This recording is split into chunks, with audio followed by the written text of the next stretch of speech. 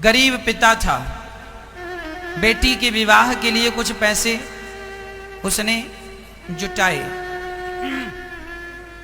दिल्ली में मजदूरी करता था, कभी रिक्शा चलाता, कभी मजदूरी करे। उसने मजदूरी करके, रिक्शा चला के, कुछ कुछ करके मेहनत का उसने 20,000 रुपये इकट्ठा किया। चलो 20,000 हो गए हैं, अब बेटी के विवाह का समय भी आ गया है। तो वह ट्रेन में बैठा और अपने गांव की तरफ चल पड़ा। तभी ट्रेन में कुछ बदमाश, चोर, लुटेरे चढ़ गए और उस आदमी ने पैसे वैसे तो संभाल के रखे थे, 20,000 अपनी बेटी के विवाह के लिए जुटाने आया था। जब लेकर वो चला, संभाल के रखा, पर नींद आई जब ट्रेन में सोया तो चोरों ने तो चोर उसका जेब काट लिया। वो 20,000 चोर लेके भाग गए। अब वो जब जागा और जब उसने अपने जेब को देखा तो पैसे गायब। लगा रोने, हे विधाता,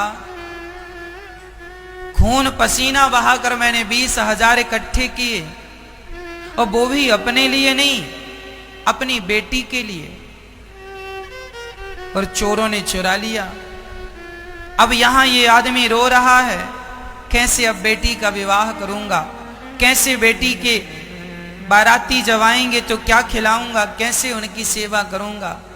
इतनी महीनों तक मेहनत की, तब ये इकट्ठे हुए, पसीना बहाया, खून बहाया, लोगों का अपमान सहा, तब ये पैसा मिला।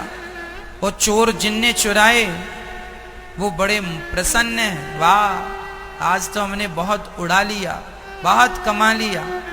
अब मुझे ये बताओ कि जिसे ये 20,000 मिल गए वो बड़ा प्रसन्न हो रहा है, और जिसके चले गए वो रो रहा है। तो अब मुझे आप बताना कि वो रो रहा है तो क्या उसके आंसुओं को बहाकर, उसे दुख देकर, क्या ये पैसा इन्हें सुखी बनाएगा? कितने दिन हंसोगे बेटा, कितने दिन हंसोगे, कितने दिन मुस्कुराओगे, और कितना काम बनाओगे 20,000 से? ईश्वर के घर देर नहीं है। तुम चोर हो ना, तो हमारा कन्हैया भी चित्त चोर है। तुम चोरों की पूरी डायरी उनके पास है। जब हिसाब किताब होगा तब तुम्हारी अकल ठिकाने आएगी। ईश्वर के घर देर होती है मेरी मां, अंधेर नहीं होती। इसलिए गलत ना करना, किसी को सताकर पैसा कमाना सबसे बड़ा पाप है। जो हम मेहनत से कमाते हैं वो हमारा है। भक्तमाल में कथा आती है राका और बांका की। राका की पत्नी का नाम है बांका। ये दोनों पति पत्नी गरीबी में अपना गुजर बसर करते थे और भगवान का खूब चिंतन करते थे। भगवान की बड़ी कृपा थी, ये दोनों पति पत्नी भगवान से अत्यधिक प्रेम करते थे।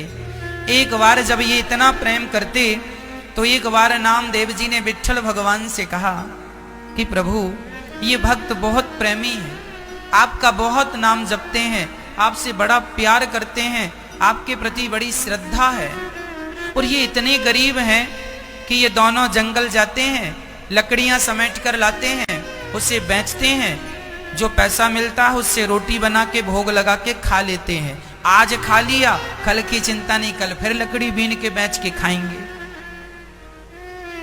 तो नामदेव जी ने कहा प्रभु विट्ठलनाथ जी आप कुछ इनकी मदद करो।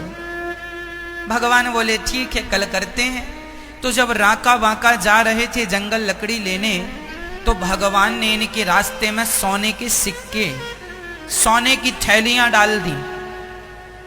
जब सोने की थैली राका ने देखा कि सोना पड़ा है, तो राका ने तुरंत सोने पर माटी डालनी, मिट्टी डालनी शुरू कर दी। थोड़ी देर में उसकी बांका अर्थात पत्नी आई। अच्छा, राका को ये लग रहा था कि कहीं मेरी पत्नी सोना देख के ये ना कहे कि उठा लो, क्योंकि माताओं का ज्यादा ही मन रहता सोने की तरफ, कहीं उठा ना ले। तो एक काम करो, मिट्टी डाले। राका मिट्टी डाल रहे, तब तक पत्नी आ गई बांका। उसने कहा, स्वामी जी, माटी के ऊपर माटी डालने से क्या फायदा?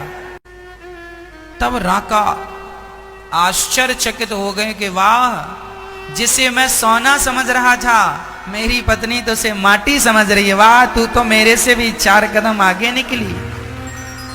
मेरी दृष्टि में ये सोना था, पर बांका की दृष्टि में ये माटी था। पराया धन जमीन में पड़ा है, रास्ते में करोड़ पड़े हैं, वो हमारे लिए माटी है। विट्ठल भगवान ने कहा, नामदेव जी देखो, हमने बिछाया तो सही पैसा, पर इसने तो लिया ही नहीं, छोड़कर चला गया। भगवान ने कहा कि चलो एक काम करते हैं, जंगल की लकड़ियां हम लोग समेट देते हैं ताकि इन्हें कोई दिक्कत ना हो। तो भगवान विट्ठल ने अपनी माया से सारी लकड़ियों के गट्ठे बना दिए और गट्ठे बनाकर रख दिए ताकि राका बांका गट्ठा उठाएं और चलें। जैसी राका बांका गए, देखा कि सारी लकड़ियां जंगल की गट्ठा बनी रखी हैं। राका बांका ने कहा, राम राम, लगता है आज हमसे पहले कोई जंगल आ गया और ये लकड़ियां उसकी हैं। गट्ठा बंधा है, मतलब किसी ने बांधा होगा, जिसने बांधा लकड़ी उसकी। सारे जंगल में लकड़ियां मिली नहीं, क्योंकि भगवान ने सबके गट्ठे बना दिए थे। अब राका बांका बोले, अब ये तो किसी की है, अब हम क्या करें, अब हम कहां से लाएं? कोई बात नहीं, आज ऐसे ही चलो, लकड़ियां छोड़ करके, अब हमारी तो है नहीं, हम दूसरे की लकड़ी थोड़ी उठाएंगे। हम अपनी मेहनत से जो बीनते हैं, समेटते हैं, वो हम उठाएंगे। दोनों राका बांका घर चले गए। और रास्ते में जब राका बांका घर पहुंचे और सवेरे से शाम हो गई, आज अन्न का दाना नहीं मिला। तो राका ने मुस्कुराते हुए बांका से कहा, सुनो, जानती हो आज हमें भोजन क्यों नहीं मिला? हाँ हाँ बताओ। क्योंकि आज हमने सोने का दर्शन कर लिया। आज हमें रास्ते में क्या मिला? सोना। हमने सोने का दर्शन कर लिया, तो आज दिन भर भूखा सोना पड़ा। उठा लेती तो पता नहीं क्या हो जाता, क्या कयामत आ जाती। अच्छा हुआ कि हमने देखा ही, उठाया नहीं। भगवान विट्ठलनाथ जी नामदेव से बोले, देखो अब इनको हम देना तो चाहते हैं, पर ये लेता ही नहीं। ऐसे लोगों पर भगवान रीझते हैं जो सिर्फ अपनी मेहनत पर विश्वास करते हैं, बेईमानी नहीं। आज लोगों को लगता है कहीं से मिल जाए, कैसे मिल जाए, बस। क्या करोगे? बेईमानी का पा भी जाओ तो पचेगा थोड़ी।